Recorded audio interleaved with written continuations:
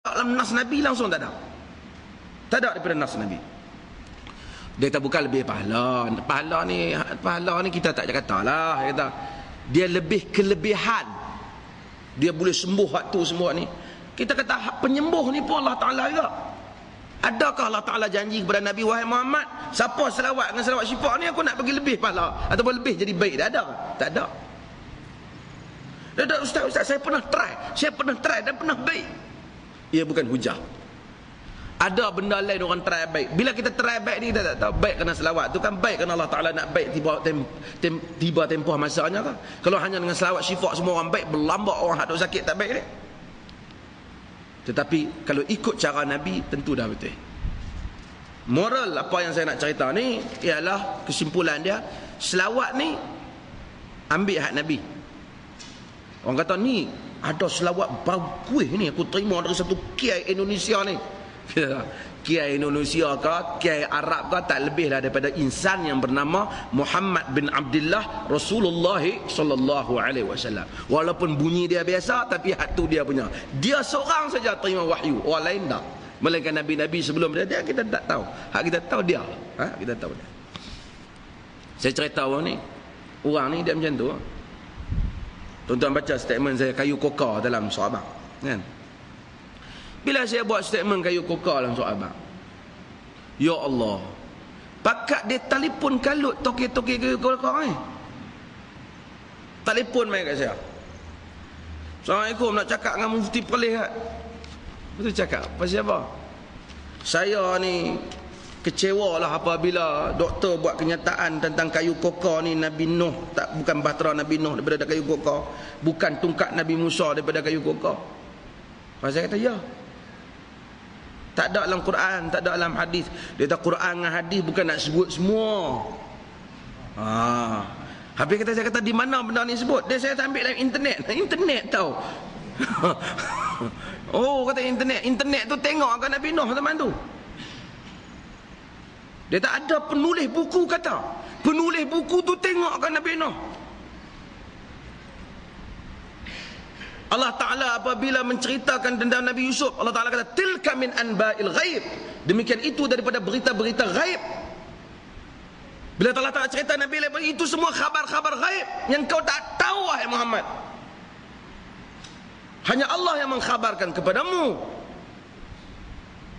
Sebab itu Allah banyak Quran kata am kuntum syuhada idh hadara Ya'qub al-maut.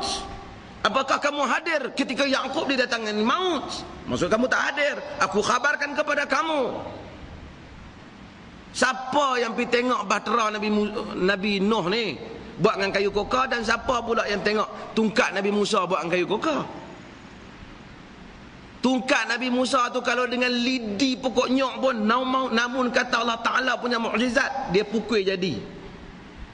Kalau tuan-tuan buat tungkat mahal mana pun, tapi kalau sekiranya dia bukan dengan kehendak Allah Ta'ala, tak jadi. Tak usah nak buat lah. Kayu apa pun. Bukan masalah kayu, masalah mukjizat.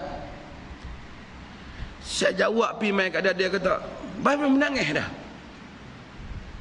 Dia kata saya ni kecewa lah.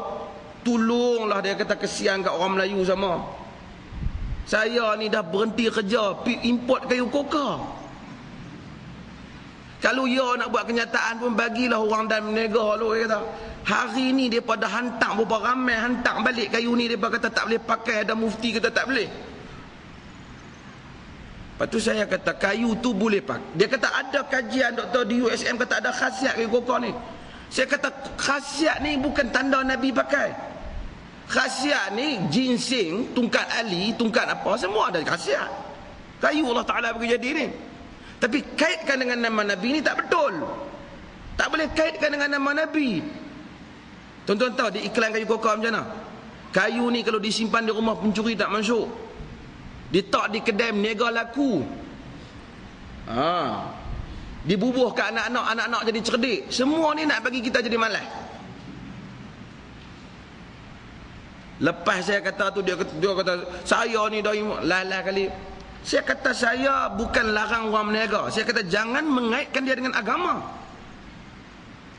Pusing dia kata minta tolonglah. Saya kata saya akan keluarkan lagi kenyataan selagi mereka kaitkan dengan agama. Dia kata bukan kita nak kait, tapi kalau kita tak kait tak laku. Abang tu lah tadi. Dan inilah masalah. Dia fikir meniaga dia tak fikir agama orang. Dan memang ada manusia hak jenis macam tu tuan-tuan. Pergi Mekah pergi cari kayu kokar. Dunia lain pun tak perak kayu kokar. Tengok tuan-tuan, duk jual kayu kokar di Mekah tu. Dia boleh cakap Melayu dah dia jual. Kokar sangat bagus, bateran Nabi Nuh, tongkat Nabi Musa. Dia pun tahu hak beli tu Melayu.